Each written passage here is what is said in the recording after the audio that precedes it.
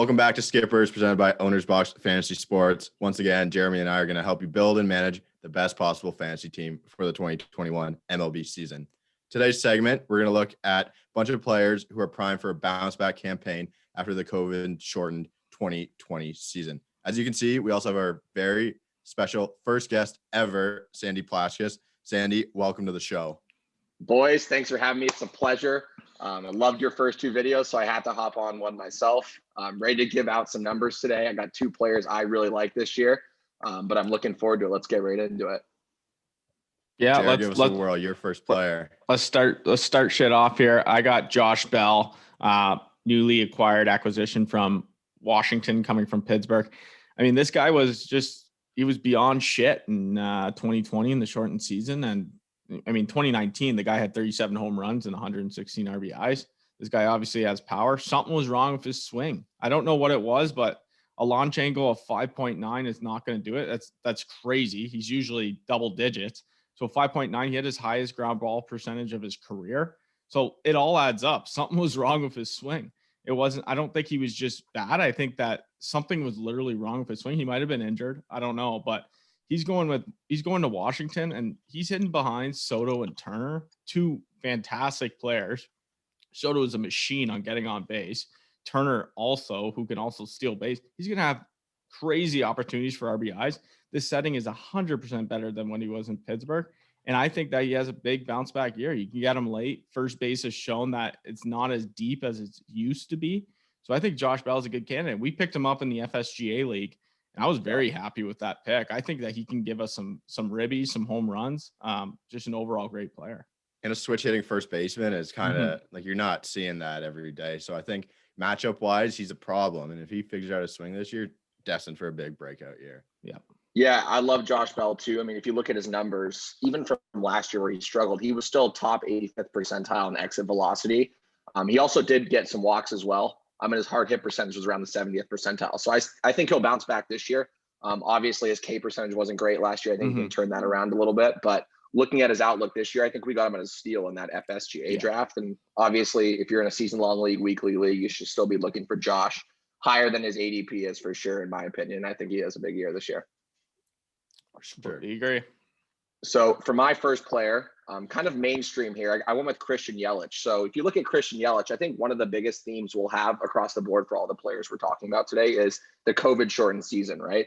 One of the biggest stats that I pointed out about Yelich today is his strikeout percentage. He was terrible last year, could not hit lefties to save his life. He actually hit 205 last year after winning the MVP in 2018 and then a runner-up in 2019, I believe. I just don't see a situation where he has a similar year like he had last year. I think he'll hit at least over 280 this year. I really think he has a big bounce back here, and that's a huge, huge improvement from where he was last year. Another big stat, even in 2020, although he had a horrible season, he was top 5 in the league in exit velocity off the bat. So I really think that's a 94 miles an hour, which is very, very high, only behind Tatis and Sano. So I think he'll, turn it around this year. He won't strike out as much, and I think he'll put up production like he did the 2 years previous. So looking for a big, big year from Yelich this season. Yeah, I think it's about comfort and first round. Some people are now finding it too risky to take a risk on him because of some of his inconsistencies he's had. But I would consider him a top 5 position player in the MLB, and he can certainly out of nowhere become like the best fantasy player in 2021. But do you feel comfortable taking him in a top 5 pick or top 6 pick, or no? Personally, I don't. But at the same time, it's like if you could steal him, later on, and he puts up those top 5 numbers, I don't think anyone on this discussion right now would be surprised by that, right? Yeah, no, I would not. I think his ADP right now is 12.54, so he's going over 10, which someone could steal him at. If they get him at 12 even, I would be stoked to have him at 12. For sure. Yeah, okay, I'm going to get into my first player, and that player is Keston Hiura of the Milwaukee Brewers as well. He looked bound for superstardom after his rookie year, where he slashed 303, 368, 570, and he followed that up with just possibly the worst sophomore campaign ever, 212, 297, and 410. Obviously, one of the main issues of his rookie year, there were some warnings about the strikeout rate at 30%. You're like, oh, it couldn't get worse, but it got worse. He bumped it up to 34%. Somehow managed to lead the league in strikeouts. I mean, we look at what went wrong for him. his whiff percentage on high fastballs was terrible. But I've said this before, another person who can't hit a high fastball very well is Mike Trout, and he seems to do okay for himself. So I think some timing issues were Hiura's like main things going into the season. He has elite power potential for a second baseman.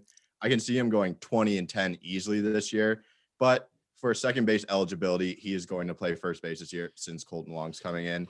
But I think he's primed for a bounce back campaign in 2021 for sure.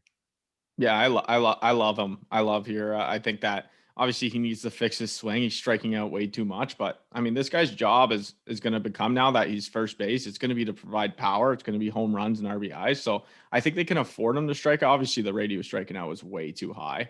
But he needs to fix things. But switching him to first base now with Wong coming in, they can afford him now to take risk and be like, hey, you're going to be our RBI guy. Mix in that middle of the lineup, go get us some ribbies and go get us some homers. For sure, Jer. Sandy, who do you got? Second You're guy. already going to my second guy. So I thought we were going to go in your order. You're going to go next, but we're going all over the place. All right. So my second guy, Joey Gallo. I love Joey Gallo specifically because in 2019, he hit 253. Last year, we're going to talk about it again, COVID shortened season. He hit under 200 at 181. He slugged 378 in 2020 and 598 in 2019. That's over 200 points difference right there in slugging percentage.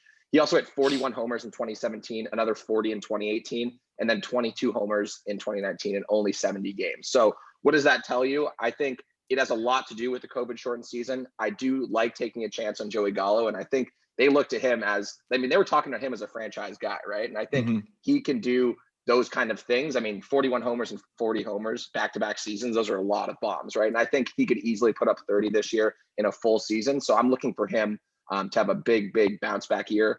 Another stat that I looked at between 2020 and 2019 with him is that he averaged 10.95 at bats per homer in 2019 and almost 20 in 2020 between each bat and each home run. So I think that's double from his rate from the year before. I think that's going to be turned around in 2021. And I like Gallo a lot this season. Yeah, I'm only worried if the Texas Rangers are just really bad, because I think they're going to be terrible again, with especially losing Lance Lynn to that rotation. But they're a young team. I mean, Gallo's obviously has elite power, and he's one of those older guys too that in the shortened season probably just like didn't care if they played or not, and then they played and he just wasn't ready to play. Yeah, the power potential's there. No one's got issues with that. But I mean, just putting the bat on the ball, average needs to be higher than 182 or whatever you said. I mean, Joey Gallo, I think, can have a big bounce back year for sure. Yeah, I agree. Yeah, and just with my guys, before you go into your next guy, Jarrett, the numbers I really look at for bounce back players is exit velocity, hard hit percentage. Yeah. Again, like Yelich, Gallo's exit velocity was over the 85th percentile, and his hard hit was over the 75th. So that's pretty high there. But again, like you said, Abe, his K percentage was bottom 5 in the league, and his whiff percentage was also bottom 5. So ultimately, he needs to put the bat in the ball. But if he puts the bat in the ball, which I think he will do this year, I see big numbers and big production coming out of Joey Gallo. Yeah, I agree, Sandy. I got JD Martinez from Boston. This is someone, and again, we're talking about older guys. We're kind of seeing a trend that these power hitters had bad 2020 shortened seasons. They couldn't really get in a groove, but this is a guy whose literally only job is to hit, and I think he'll bounce back this year. I mean, let's not forget this guy had 43 homers in 2018 and 36 in 2019. He still hit the ball hard. I mean, he hit about the same as he did in 2019. I mean, his barrel percentage isn't what it used to be when he was younger, where he was going up to like 17% barrel percentage. He's now up to he's down to like 11, but he's still exit velo still high, 90s, low 90s. He's going in the 8th round. I mean, this is a guy, elite hitter who can get you a lot of RBIs. He's obviously in that Boston lineup right in the middle. I think Boston will be better this year. I mean, they've been bad for a couple of years, but that's just not Boston. At some point, they're going to have a good year. They're going to bounce back. And I think this year they could have a pretty good year. I mean, Sale's coming back. No one knows what to expect from him, but I think JD Martinez needs to be a part of this team. And I think the shortened season was he just wasn't ready to play. And I think he'll be ready to go in 2021. And I think that getting him in the 8th round is just an absolute steal for this guy. Don't hate that at all, Jared. I think that's a good pick. Again, it's the older guys, not the same. They're so used to like their regular workout routines through the winter, spring training, getting their ABs early, like doing all that hitting stuff. I mean, last year didn't make sense for a lot Yeah. of players, and we see like some anomalies in their stats there, and that's what we're trying to target for bounce back players. Mhm. I'm gonna go for my second bounce back player, and that player is Patrick Corbin of the Washington Nationals. Earlier in fantasy seasons, you picked Patrick Corbin up, you put him in your lineup, and you were not changing him for the whole season. He's just as reliable as they come. Obviously, a great 2019 with the Nats, strike throwing, innings eater, just a guy you love to have on your staff. So he's a 7-year vet, and I think that COVID kind of hurt him too, just shutting him down early in March and then having to ramp them back up. Some of the stats I looked at, his strikeout rate plummeted and his fastball velocity dropped nearly 2 miles an hour. That's a significant drop when I'm looking at that. He's a pitcher who relies like a lot on his slider as his out pitch. And last year, the swing rate dropped 7% and the whiff rate dropped 14%. I mean, if that's your out pitch and people aren't swinging at it, you're going to have troubles getting people out. So I think if we see his velo back up to his 2019 numbers, he's easily one of the biggest steals and best values of your 2021 fantasy drafts. For sure. I completely agree. I completely agree with that. And the one thing you pointed out is his fastball velocity. I mean, it was under the 20th percentile there. His whiff rate was under the 30th percentile. Obviously, he doesn't walk a lot of guys, but I think he should bounce back this season with his off speed. Obviously, that slider being his best pitch. But I look for him to have a good season as well. I also like the Nationals overall this season, so I'm gonna be taking a chance, and I think you can get a lot of value on Patrick this season. Yeah, I think Washington, right? They won the World Series. They come back and they just didn't look good. I mean, he was 2-7. I couldn't believe looking at his stats, like how bad Patrick Corbin was. Like he was 2-0 to start the year too. Yeah, and he finished 2-7. Crazy. Holy, and 5.69 ERA. Like that's just not like Patrick Corbin. I think that obviously this guy has proven that he can be elite, and I think the Nationals they should be better this year. I mean, you're looking at their lineup, you're looking at their pitching, like absolute veterans in that rotation. Corbin's obviously a veteran too. And I think that, I mean, there's no way like he's going to have a better year this year. I think he bounces back. Sandy, do you have any honorable mentions possibly? Of course I do. I was actually just going to ask if you guys did, but I definitely have one off the top of my head. I will preface it by saying I am a Dodgers fan, but I'm going to go with Cody Bellinger to have a big bounce back year. We all know what he did in 2019, right? And I just think he's another one of those guys with that 2020 season where he didn't get into his full form. You talk about spring training, all the process these guys go through, what they're used to. It was just a big shakeup around the league for a lot of these players. And I think Bellinger bounces back big time this year. I mean, even his numbers, I mean, his K percentage was worse last year than it ever has been. It was really, really bad. He was chasing a lot of pitches. He's gotten really good over the last 2 years before 2020 about, letting that dirt pitch go. His batting average was down. A lot of his numbers across the board were down, but I think he has, the people around him, especially. I mean, the Dodgers lineup is so good. He's going to see pitches. He's going to be up there in the lineup as well. And I think he'll have the opportunity to have a huge season like he did in 2019. Yeah, I agree. I think Bellinger, he's the same thing with like Yelich. I mean, they can climb up, they can be number one, and you wouldn't be surprised. So I think some people you could see drafting and taking a risk on him early. Like he's got insane power, obviously. But I got Chris Paddock. I mean, I wanted to pull the trigger on this guy and find something, but I just couldn't find that one stat that just kind of told me that I have confidence that he's gonna bounce back this year. So I don't really know if he can bounce back, but I wouldn't be surprised if Chris Paddock actually has a good year on a good Padres team. Obviously everyone was kind of shocked. Like he just wasn't very good, and people are finding out that his off speed isn't very good. So I would like to see him kind of more in spring training to see if he's been working on any of those pitches. Cause I like him. He's got a good body. He's got a good pitching frame. He's a tall guy. I like him as an individual. I think he's determined, he's confident, but I think that he could bounce back, but I'm not confident that he's going to bounce back. The problem I have with Paddock, I just think maybe this year will be different. Obviously bringing Snell and Darvish and it's a whole different rotation, right? But the thing with Paddock is people were like, this is our guy, right? Yeah. Like, this is the ace. He came in, he started pitching. Even in his first, few starts in the league, he was doing unreal. The velocity, that curveball is a hammer, but you saw that curveball getting hit a ton. Like I would watch those Dodgers-Padres games. They would just tee off on them. And I think his ERA was above 4.5 last year. I don't have it in front of me, but it was high. I look to him to have a little pressure off him this season. So I actually don't think that's a bad choice. I am not the biggest Padres guy, but I do think there is value on Paddock in that rotation this season, definitely more than last year. I can also see Mackenzie Gore coming in that fourth or fifth spot instead of Paddock, and Padres fans being like, oh, this is our guy. Like, this is who we really think is going to lead this staff for years to come. Yeah. But my honorable mention is Chris Bryant of the Chicago Cubs. I wanted to take him as well. Terrible year last year.